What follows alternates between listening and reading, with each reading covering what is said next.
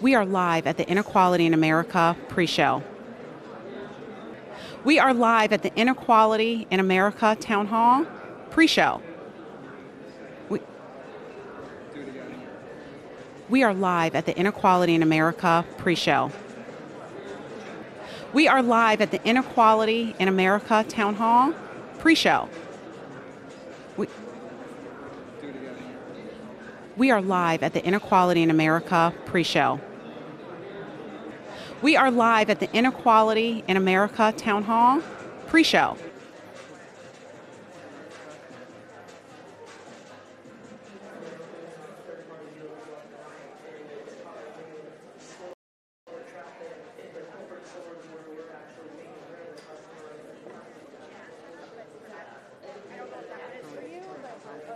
This is Sabrina Williams with act.tv. You are watching the Inequality in America live stream pre-show right here with act.tv. We are live in the U.S. Capitol.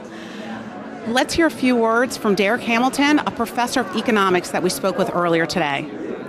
So I'm here with a very special panelist who's going to be on the Inequality in America Town Hall live stream later on today. Tell me your name and what you do for a living. I'm Derek Hamilton. I'm a professor of economics and urban policy at the New School in New York. And tell me how inequality affects different demographics in the United States. Yeah, so, well, I guess if we want to talk about the different impact of inequality on demographics, we probably would begin and end with wealth. I mean, the racial wealth gap is such that Black people virtually don't have wealth when they're beginning as young adults to try to end up with economic security over their life course. I mean, we often think of wealth as an output, but its role as an input in determining which school you go to, what neighborhood you live in, if you want to have political influence, if you're faced with a legal charge, etc. Its role as an input is perhaps even more paramount and important than its role as an output. And the wealth distribution in our country is such that we have concentrations of wealth at the high end period, so we could certainly benefit from everybody having access to wealth in a better way than we currently have it. But what's more problematic is that if we look at race, for instance, there virtually is no Black middle class when we define it in terms of wealth. So you have Black people starting out with very little assets to begin their economic security. And then the final point I'll make is that it becomes iterative. So we also know that the main ingredient in determining somebody's wealth is the family position in which they're born.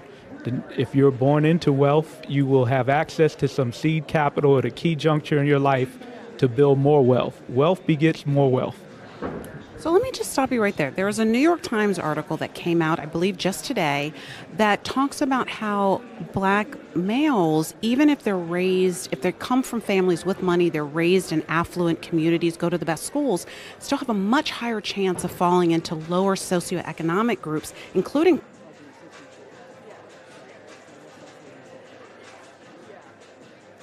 We are live at the So I'm here with a very of falling into lower socioeconomic groups, including poverty, as adults. How can we explain that? Well, it demonstrates that we're not in a post-racial society. It demonstrates that independent of class, there is a role of race. One thing that should be noted is that study is really talking about income as an identifier of class.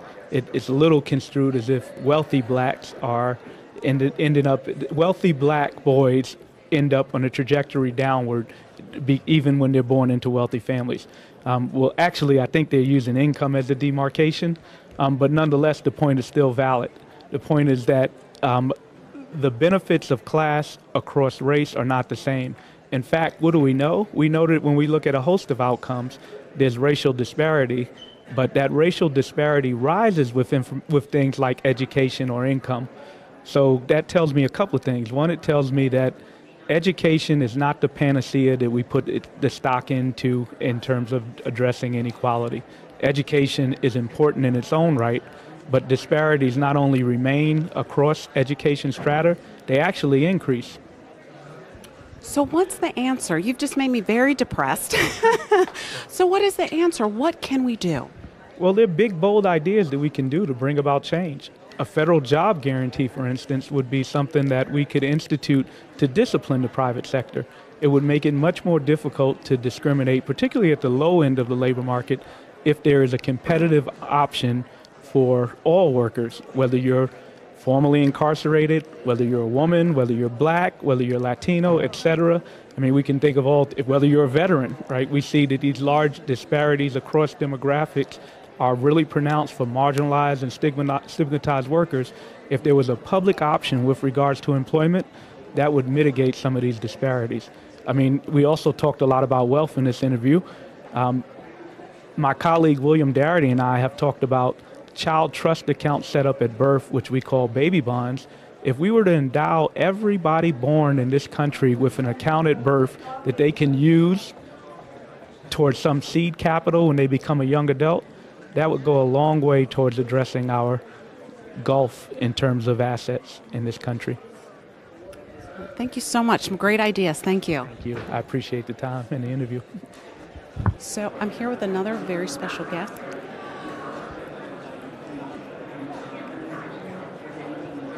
You are watching Act TV, and we are live at the Inequality for All Town Hall, and this is the pre-show. We are live in Washington, D.C. As you can see, we are in one of the Capitol auditoriums. It is packed. The town hall will get underway shortly. People are excited to hear about inequality in America. Well, I don't want to say they're excited, but we are going to hear about inequality for all. We have a great panel discussion. In fact, earlier today, we were lucky enough to talk to Catherine C. Flowers. She is the founder of ACRE, an organization in Alabama focused on alleviating inequality in that state. Let's hear what she had to say. So I'm here with another very special guest who's going to be a panelist on the live stream tonight. Can you introduce yourself for the guest? Yes, my name is Catherine Coleman Flowers. I'm the founder of the Alabama Center for Rural Enterprise. And what does your organization do? Well, we work with a number of organizations. I'm also with the Equal Justice Initiative, which is... Can I start over again? Sure. I heard myself slur. That's okay. That's okay. Hi everyone, Juliana Forlano here for Act TV. Welcome to our coverage of tonight's Town Hall meeting. So we're here with a very special panelist who's going to be on the Inequality Town Hall, Inequality in America Town Hall later this evening. Tell us your name and what you do. I'm Gordon Lafer. I'm a professor at the University of Oregon. And you were telling me earlier that you kind of focus on a specific area of inequality. What is it? Well, it's trying to understand, really, when you look behind the politicians and behind the parties, who's really writing the laws that have made the economy so unequal. And of course, there's a lot of different players in politics, but it turns out that some of what is driving inequality in the country is that the biggest and most powerful political actors, which is the big corporate lobbies, are working across the country in every nook and cranny of the economy to tilt the economy away from normal working people and toward the people at the top. And just so our viewers at home can understand, why are they doing this? What's driving them? You know, it's not really new that the rich want to be richer and want more money and more power for themselves. But what's new is that in 2010, the Supreme Court Citizens United decision allowed corporations and the rich to spend unlimited amounts of money on politics. So they have more power than ever before. And they're working both here in Washington, D.C. and in states across the country to lower the minimum wage, to take away a right to paid sick leave, to do away with unions, to make it harder for normal people to make ends meet, and to put more money and more power in the hands of the biggest corporations in the country. Now, I've heard definitely, right, some folks say, but that's good. We want the rich and powerful and the corporations to have all the money because they create more jobs and they do all these great things with the money. What does the research actually say? What does the data say? So the research actually shows that that's not true. I mean, I think it's what people know. I mean, frankly, I think when people think, oh, there's fake news, part of it is because they've been being told in the mainstream media that tax cuts for corporations and the rich are good, and it doesn't fit with what they actually experience in their own lives and see with their own two eyes. And what people experience is actually what the real statistics show. We've done comparisons between the states that do everything the corporate money tells them to do, cut taxes, cut public employment, get rid of unions, cut the minimum wage, and their job growth and economy is worse than states that are doing something else. So this is not like give money to the people at the top and it'll help everybody else. They know it's not true the same as we do, but they want it for themselves. So what can we do as viewers watching this, as voters, as Americans, as citizens? What can we do to change this? Well, the corporate lobbies have tremendous power, but the thing they have failed at is they have not convinced people on an issue-by-issue basis that their ideas are good ideas. A majority of people in both parties, both Republicans and Democrats, want a higher minimum wage, believe everybody should have a right to a certain minimum number of days of paid sick leave, think there should be paid family leave, think corporations should not be able to spend unlimited amounts of money on politics. So I think we need to look for opportunities to campaign on these issues as opposed to on Democrats versus Republicans or on individual candidates, because on the issues there's very broad support for creating a fairer economy. Okay, last question. So you're a citizen, average working class citizen, you're sitting in a town hall or you're sitting in a campaign rally of someone running for Congress or Senate for this November. What questions should we be asking them to make sure they're on our side and will work to reduce income inequality in the U.S.? Who is the money behind them? I mean, everybody says the right things when they're campaigning. Everybody says, I want good things for all people. But when you look at, I think we have to stop being captivated by the circus of individual candidates and say, who really controls them? Who are they really beholden to? And in the vast majority of times, it's Wall Street, it's big corporations, and then no matter what they say as candidates, you can know what they're really going to do in office. Wise words. Thank you so much for your interview. You are watching Act TV. You are watching the Inequality in America Townhall live stream pre-show right here on Act TV. We are in Washington, D.C. As you can see behind me, the program is about to get started. The auditorium is filled. Earlier today, one of our contributors, Juliana Furlano, had the opportunity to sit down with a notable Marxist economist, Richard Wolff. Let's hear what he had to say about inequality in America. Hi everyone, Juliana Furlano here for Act TV. Welcome to our coverage of tonight's town hall meeting on inequality in America, the destruction of the middle class, the rise of oligarchy in America. I'm here with Marxist economist Dr. Richard Wolff, host of Economic Update, to talk a little bit about what we might see tonight. They're talking about the destruction of the middle class. What is happening? Well, basically, and all politicians these days have to take some position on this, they're recognizing that a vast middle part of the American scene, the ones who believed in an American dream, if you work hard, if you apply yourself, if you're diligent, you're going to earn enough money and it's going to go up over time and you're going to be able to give your family the car, the vacation, the college education. All of that is being taken away. It's been going on for 30 years. What's taking it away? Here's the basic story. In order to make money, which is how we organize our economy, every business is trying to make profit, you're always trying to find ways to save on labor costs. Okay? So starting in the 1970s, companies in America made the decision, not everyone at the same time, but basically, there's a great way to do it. You move to Canada. Yeah, I mean, either move your production out of the country. Canada won't do because that's not enough of a real saving. Go to China where they pay next to nothing. Go to India, go to Brazil, and huge numbers of jobs were just shipped over there for no other reason than we can pay those people a lot less. But that means Americans lost those jobs and no new Americans entering the labor force could get them. Just as important was the decision that you could save on labor by automating, by replacing a worker with a computer, by replacing a worker with a robot, with artificial intelligence. Between these two things, you destroyed millions of jobs, particularly jobs that were high paying, because that's where the incentive is to save by going to another country, to save by a machine. So what we did was have an economy run by the people who live off profits, the people at the top, the 1%.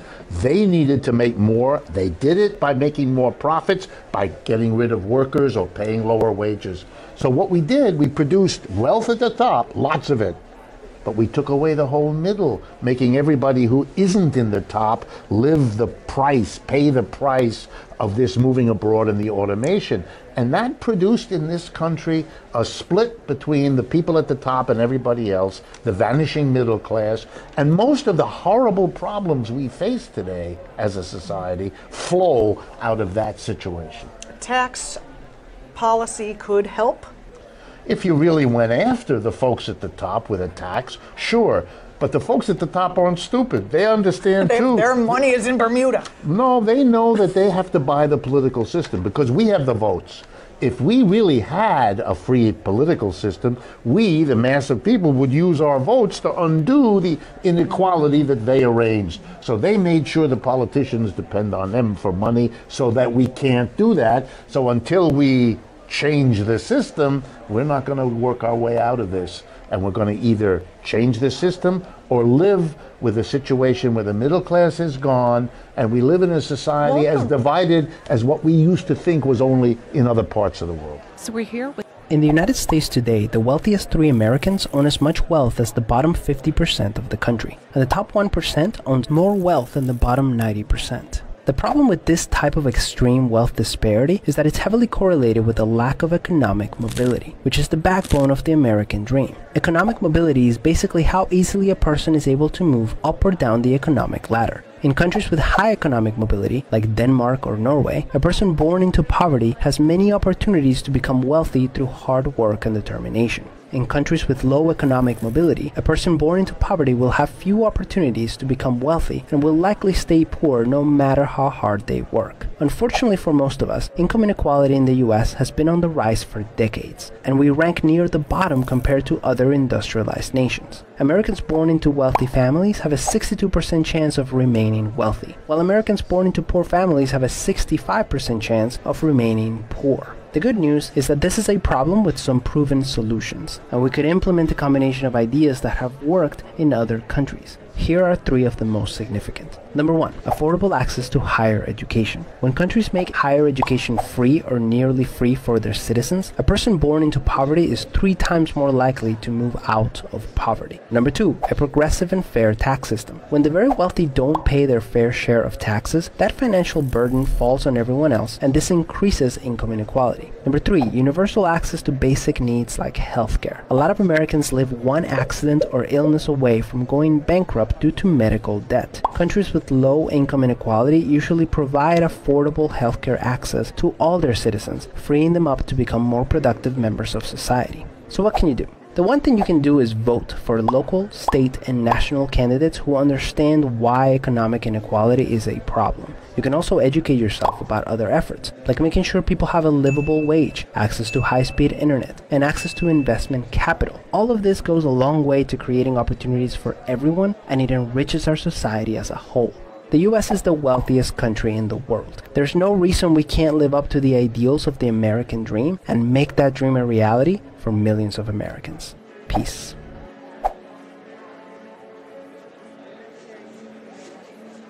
Please join us on Monday night. You are watching ACT TV Live. We have been showing you the pre-show for the Inequality in America Townhall live stream. We're going to be ending soon, but don't go anywhere, because at 7:00 p.m. Eastern Time, we'll be right back here with the Town Hall. As you can see, we're in Washington, D.C. We're in one of the Capitol auditoriums. The auditorium is packed with people who are eager to discuss and hear about inequality in America, as well as the solutions to inequality in America. The panelists include Senator Bernie Sanders, Senator Elizabeth Warren, filmmaker Michael Moore, and many, many, many other celebrities, economists, and other people. So stay right here. We've been live. You're watching ACT TV, 7:00 Eastern Time. Inequality in America, Town Hall. Don't Please forget to do join more than us watch. on Monday night, on March 19th, 7 p.m. for a unique town hall meeting. It is going to be on the decline of the American middle class and the rise of oligarchy in America. the issue of wealth and income inequality is the great moral issue of our time. It will be featuring Elizabeth Warren, Michael Moore, and many other people who are experts on what is going on with the American economy. You can see this live stream on my Facebook page, on the Facebook pages of Michael Moore, Elizabeth Warren, and ACT TV. Look forward to seeing you then. Thanks. Share this video, tell your friends, get everybody to tune in.